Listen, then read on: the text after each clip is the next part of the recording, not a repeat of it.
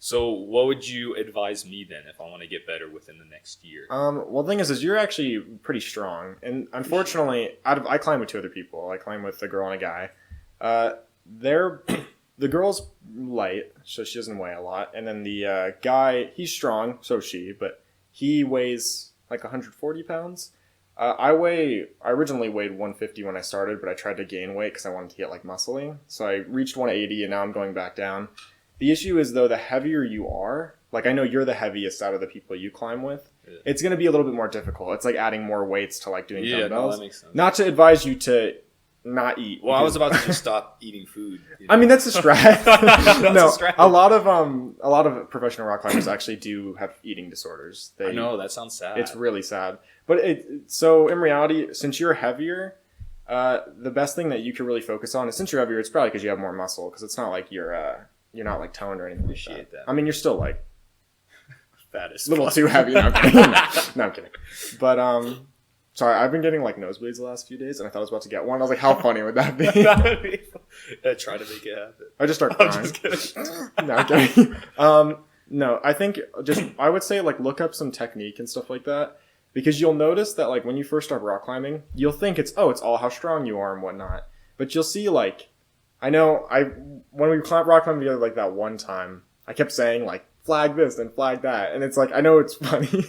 And it's like, quit telling me to do that. But you'll notice on certain routes, when you actually do have that kind of technique, it makes it significantly easier. And there's so many different ways you can like be grabbing stuff, like the crimp way, where you like wrap your thumb around. There was one where I tried it without flagging, and it was like very hard to start. Yeah. When I tried flagging, it was just like I was standing. And unfortunately, the higher the grades get, the more it's like technique oriented. A lot of it is like keeping your body close to the wall. Unfortunately, as guys, we have our center of gravity is more in our chest.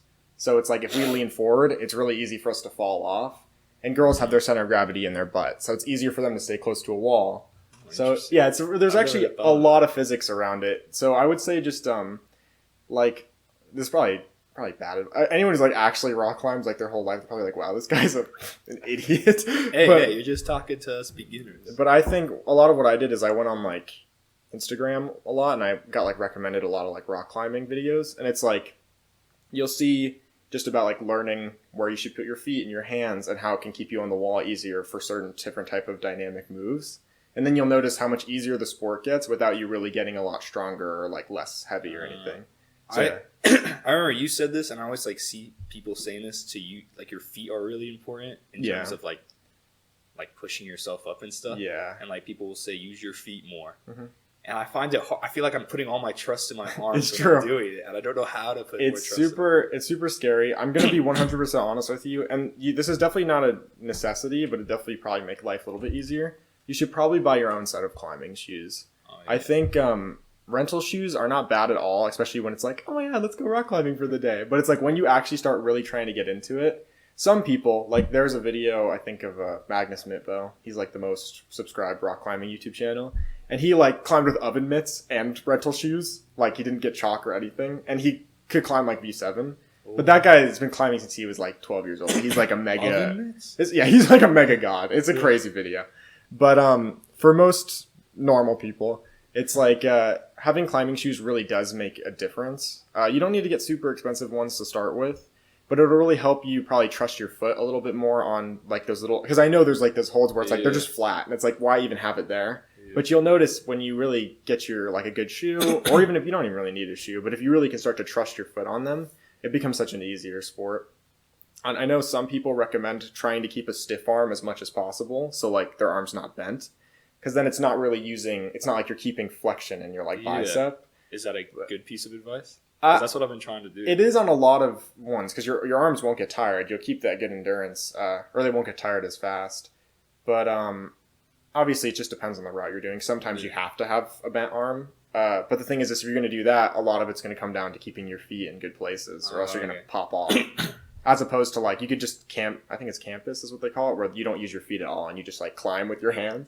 I could do those on, like, a V1. Whoa. But it's, like, it's basically just pull-up after pull-up. It's not really, like, cool, though. Yeah, but it looks cool, and it's, like, it's a big joke where it's, like, me campusing a V1 with my shirt off, so all the girls like me. But in reality, it's really not that hard as comparison to like really doing a real route. What about with the strategy where you have straight arms? Could there be like a downside where you have to kind of pull further to reach, if that makes sense? Yeah. It really comes down to how you like to climb. Some people really like explosive movements. I'm one of those people where like I actually like to keep my arms bent. I like to do fast jumps and be reaching around and grabbing stuff really quick. But I know like there are technical people who they'll like to do everything really slow, and it really requires a lot of balance. Of course, some holds, like you'll notice when you get in the higher grades, there will be some holds where if you have a stiff arm, you're just going to come right off because it's like so slopey. But there are certain ones where if it's like if it's angled just right, you really could like hang on to something and take a second to rest and like shake out an arm. But it just depends. You mainly do bouldering. You don't climb up on. Yeah, so do I haven't I. tried the ropes thing yet. You've never tried it? Nah. I've done it a few times. I enjoy it. The highest I've climbed, I think, is 5'11". Oh yeah, it's a different grading system. Yeah, it's such a weird thing. What do you think is like a bottleneck in terms of getting better? Like, you know how people say they plateau, like in progress? Yes. Would it be like finger strength or so they don't have the technique down? A lot of people say to use the hang board, which is like those little boards you put your fingers in them and you hang from them. I don't even think I can like. Yeah, so the thing with the hang board is you should do that, but you should probably wait until I think like at least 6 months of climbing.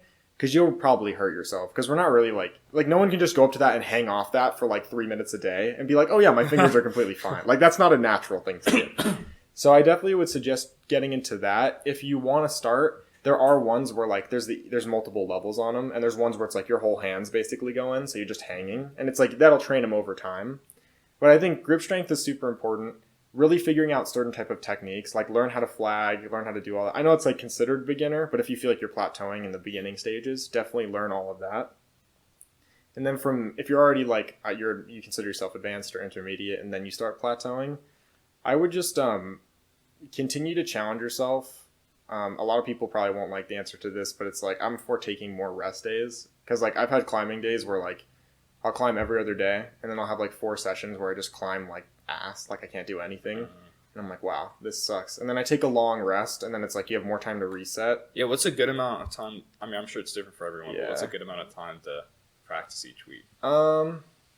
Like, if I practice 2 times a week, would that be enough to still get better? I mean, you'll get better no matter what, I think. I think if you want to, like, go exponentially be climbing, like, V10s in a year, I don't think you can train any amount in 1 year to be able to do that. Yeah. No, but, I think that climbing 2 times a week is not bad. I did 3 to 4. But there was points where I would go, like, 3 days in a row. And it's, like, in reality, it's probably not horrible, but you really got to give your muscles time to recover. You can't just keep going and doing stuff like that. Unless you like go on a trip where you're like climbing with your friends for like a weekend, then you should climb every day just for fun, you know.